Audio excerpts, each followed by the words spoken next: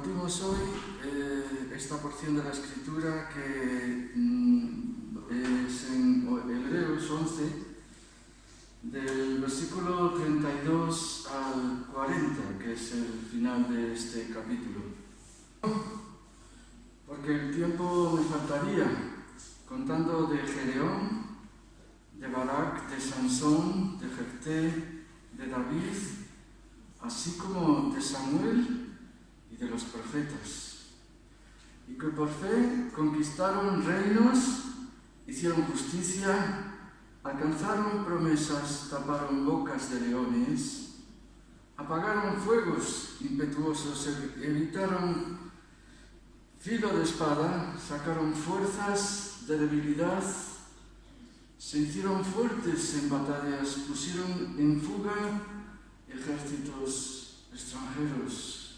Las mujeres recibieron sus muertos mediante resurrección, mas otros fueron atormentados, no aceptando el rescate a fin de obtener una mejor resurrección. Otros experimentaron vituperios y azotes y, además de esto, prisiones y cárceles. Fueron apedreados, aserrados, puestos a prueba, muertos a filo de espada, anduvieron de acá para allá, cubiertos de pieles de ovejas y de cabras, pobres, angustiados, maltratados, de los cuales el mundo no era digno, errando por el desierto, por los desiertos, por los montes, por las cuevas y por las cavernas de la tierra. Y estos, aunque alcanzaron buen testimonio mediante la fe, no recibieron lo prometido, proveyendo Dios alguna cosa mejor para nosotros, para que no fuésemos ellos perfeccionados aparte de nosotros.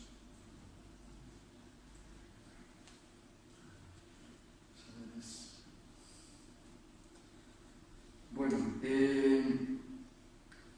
lo que hoy quiero compartir se titularía "La fe se demuestra con obras".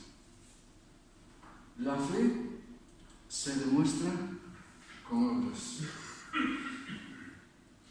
El autor de Hebreos le está hablando precisamente a aquellos que están todavía anclados en el pasado, están anclados en la ley. Y entonces el autor de Hebreos lo que trata de demostrar es que Jesús, la fe en Jesús es la salvación para todo ser humano, ya que por las obras de la ley ningún ser humano puede ser hecho justo delante de Dios, pues tendría que cumplir el 100% de ello, y eso es imposible para cualquier persona, a menos que sea un robot programado para ello, y aún así las máquinas tienen fallos. Entonces, un poco ahora, cuando habla de estos personajes de los que estamos hablando últimamente, pertenecientes al Antiguo Testamento, les está diciendo un poco, no solamente los que ahora creemos son importantes, sino los del pasado tuvieron también fe, y esa fe les salvó mirando al futuro, a Jesús que iba a morir en la cruz. Esa fe les salvó, porque pensamos que la fe es lo más importante en un cristiano. De hecho, hay gente que hace muy buenas cosas, pero no tiene fe. Y eso para Dios pues no cuenta, porque Él lo que quiere es que pongamos nuestra fe en el Señor Jesucristo. Por eso el precio fue tan alto. Por eso el precio fue cargar con la cruz, llevarla hasta el Gólgota, allí morir desangrado, sufrir crueles atrocidades, porque nos amaba y quería que tuviésemos fe. quería que miráramos a lo celestial.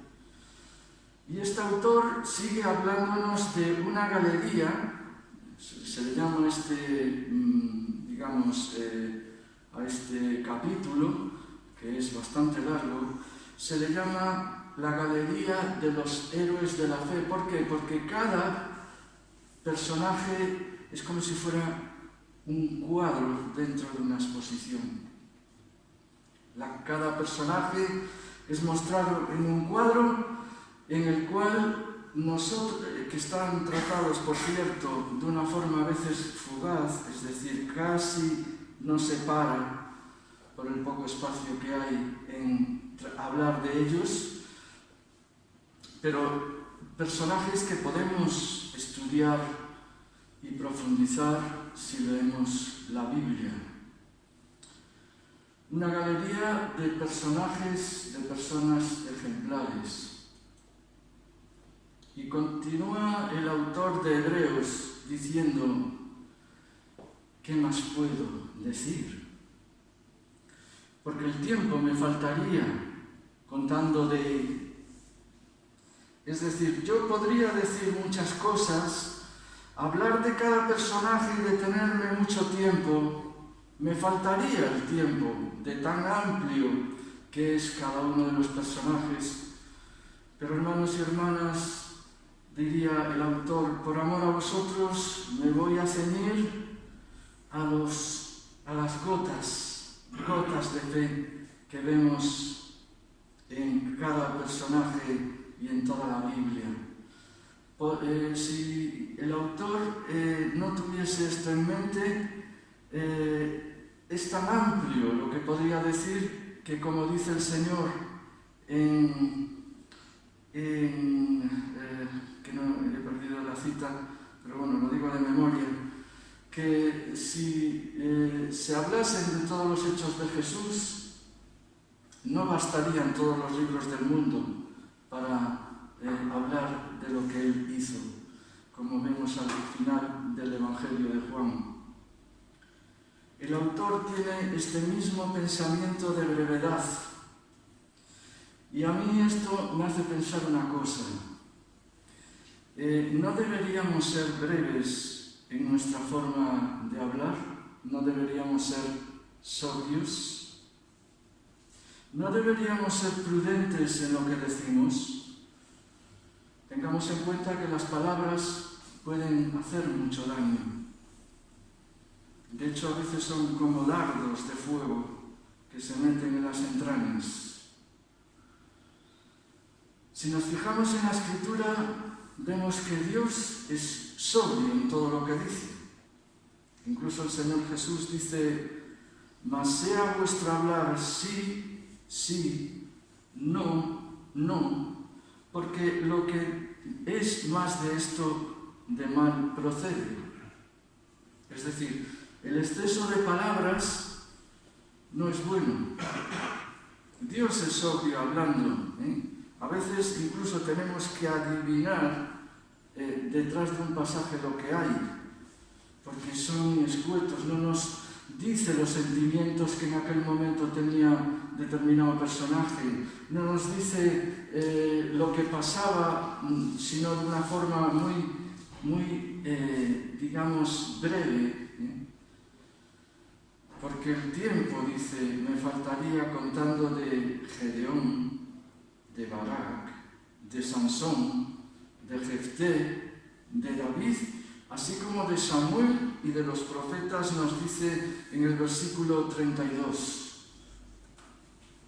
Jueces del tiempo de jueces como Gedeón. En vez de Débora, que sería la otra juez que debería mencionar, menciona a Barak por la hazaña que hizo. También nos menciona a Sansón, que no precisamente es un dote de virtudes. También nos habla de Jefté. ¿Por qué no nos habla de otros? Pues no sabemos. Pero estos personajes, sin duda, hicieron hechos notables. En primer lugar hablamos de Gedeón, quien por la fe en Dios, con 300 hombres nada más, venció a una multitud innumerable de madianitas y amalecitas. Liberó, gracias a eso, a Israel de la opresión y la esclavitud. Dice la Escritura que entraban en el país, cogían todos los cereales, todo lo que ellos tenían para comer, se lo llevaban todo lo que tenían, y los dejaban en la ruina así durante muchísimos años, hasta que Dios levantó a Gedeón y con 300 hombres destruyó esa multitud enorme, esos ejércitos que martirizaban al pueblo de Dios, y vete a saber qué burradas les hacían en sus entradas en el país. También nos habla de Barak. Yo mencionaría a Débora en vez de Barak. Débora es la siguiente juez, bueno, una de las jueces quiero decir. ¿Pero por qué menciona a Barak? Bueno, Barak un poco fue el que batalló, era el general del ejército, el general o el jefe de las tropas del pueblo de Dios. Como sabéis, Dios le reveló a Débora que debía atacar al ejército de los cananitas, y así lo hizo.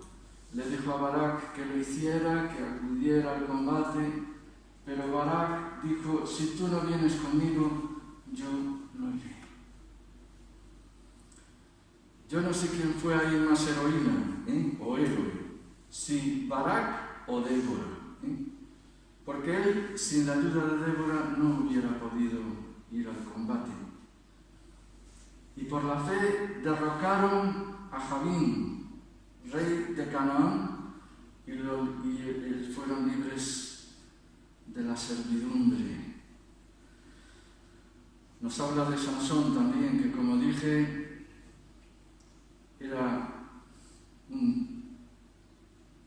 tenía un montón de virtudes, entre comillas. Era un hombre que se saltó toda la ley, todas las normas. Si le decía la ley de Dios, no bebas vino, pues él lo bebía.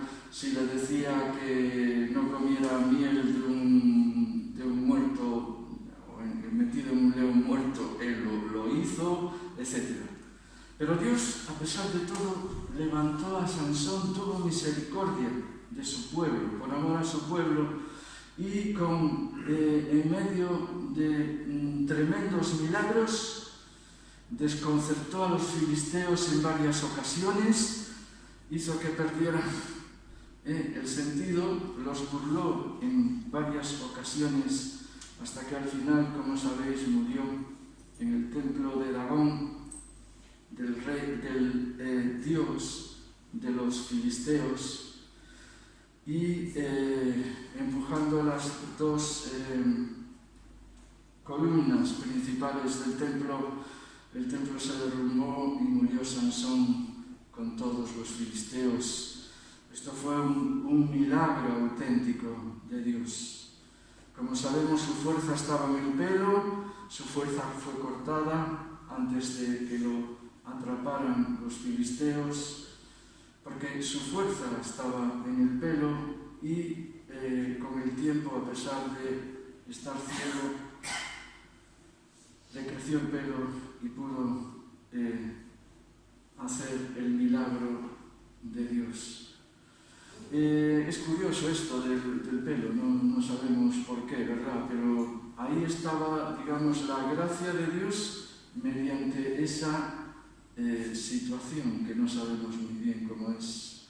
Los caminos de Dios son, como dice la Escritura, inescrutables, es decir, no los entendemos muchas veces. Y Jefté también, el hijo de una prostituta, que por cierto lo echaron por culpa de esto. ¿Qué culpa tendría él? Lo echaron de su familia, de su tribu, pero después le pidieron que por favor los liberara, como sabéis, lo sabéis bien. Entonces, bajo esa dirección, derrotó a los amalecitas y también liberó al pueblo de Israel. También nos habla de reyes y profetas, también como David rey y profeta. Su vida, una vida de fe, una vida de dependencia de Dios, y a través del libro de los Salmos nos muestra cómo era él y su relación con Dios. Quizá aquí se le mencione, tal vez, como dice algún comentarista bíblico, por la hazaña que tuvo con Goliat. La derrota de Goliat fue algo también milagroso y basado precisamente en la fe. Nadie se atrevía a luchar con Goliat, y un muchachito con una honda simplemente metió la piedra, apuntó en el nombre del Dios vivo: te voy a derrotar, porque creo que Dios me va a ayudar. Y así fue. Goliat cayó y, en fin, fue liquidado, como sabemos, milagrosamente. Y nos habla también de profetas como Samuel,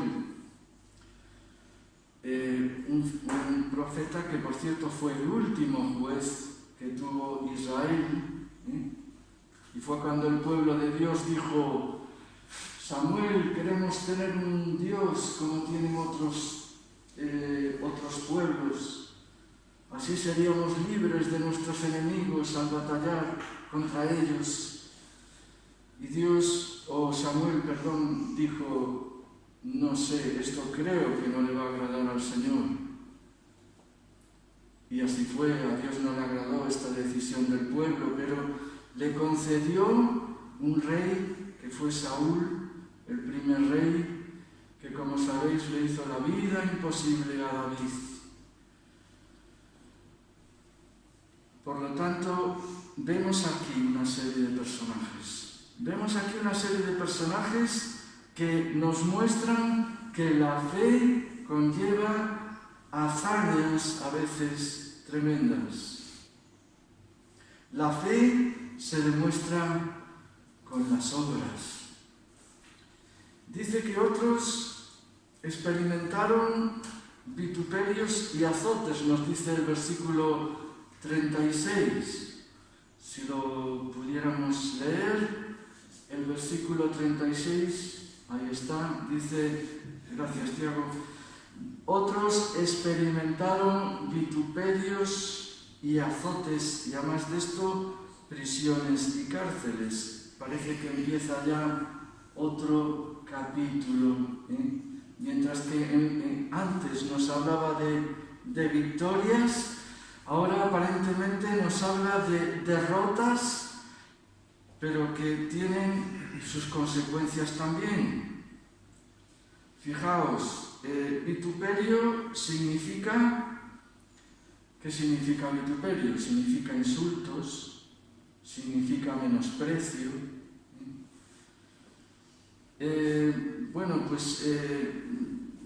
Vituperios, por ejemplo, podemos hablar de... he perdido la cita. Vituperios, por ejemplo, los de Ismael con Isaac, por ejemplo. Ismael le hizo la vida imposible a Isaac, como vemos. Los jóvenes de Betel se burlaron de Eliseo. También Sansón, cuando estaba ante Dagón, y los filisteos le habían sacado los ojos, se burlaron de él. El mismo Señor tuvo que recibir un montón de azotes y torturas por causa de cumplir con la voluntad de Dios. Nos habla en el versículo 33 de, volvemos atrás, dice que por la fe algunos conquistaron reinos, hicieron justicia, alcanzaron promesas, taparon bocas de leones, haciendo una clara referencia a Daniel, cuando los leones no le taparon la boca, no lo comieron. También dice que apagaron fuegos impetuosos, evitaron filo de espada, sacaron fuerzas de debilidad, se hicieron fuertes en batalla, pusieron en fuga ejércitos extranjeros, apagaron fuegos impetuosos los amigos de Daniel, Sadrach, Mesach y Abednego. Escapó del filo de la espada Moisés cuando el faraón lo quería matar, Elías cuando Jezabel lo quería hacer, David cuando Saúl también le perseguía, y sacaron fuerzas de debilidad, fueron milagrosamente restaurados de su enfermedad. Por ejemplo, Ezequías, se hicieron fuertes en la lucha, como vimos en los pasados personajes. Las mujeres recibieron sus muertos mediante resurrección y otros fueron atormentados, no aceptando el rescate a fin de obtener mejor resurrección.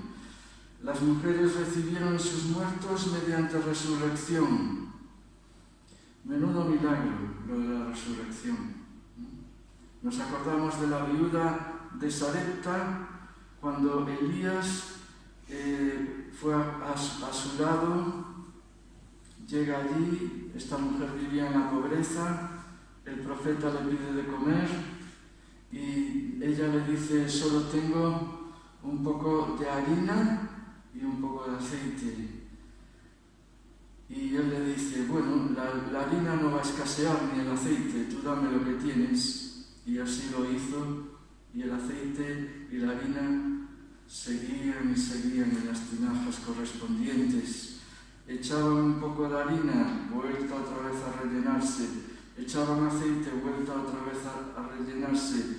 Hacían tortas con lo que comían. Y de repente, cuando todo parecía un gran milagro, que todo iba bien, de repente el hijo de esta mujer va y se muere. Entonces Elías clama a Dios y se tumba 3 veces sobre el niño y clama a gran voz diciendo: Jehová Dios mío, te ruego que hagas volver el alma de este niño a él. Y dice que el Señor oyó la voz de Elías y el niño al cabo de un tiempo estaba en los brazos de su madre. Llena de gratitud y asombro, la mujer exclama: ahora conozco que tú eres varón de Dios y que la palabra del Señor es verdad en tu boca. Y hablamos de la sunamita también, la sunamita que después de Elías, Eliseo también atendió. Esta mujer le pasó prácticamente lo mismo que a la primera. El hijo se le muere y entonces ella dice: ¿pero qué pasa? ¿Que vienes aquí a qué? Para que se muera mi hijo. Entonces él, poniendo su boca sobre la boca de él, sus ojos sobre sus ojos, fijaos en la extravagancia, pues las manos sobre las suyas, es decir, literalmente encima de él como si fuera una fotocopia. Se tendió sobre él y el cuerpo del niño entró en calor y se sanó. Sin embargo, como antes decía, hay otro episodio, parece que ahora sí que digo, episodios en los cuales parece que hubo una derrota, porque dice: otros, sin embargo, fueron atormentados, no aceptando el rescate, a fin de obtener mejor resurrección.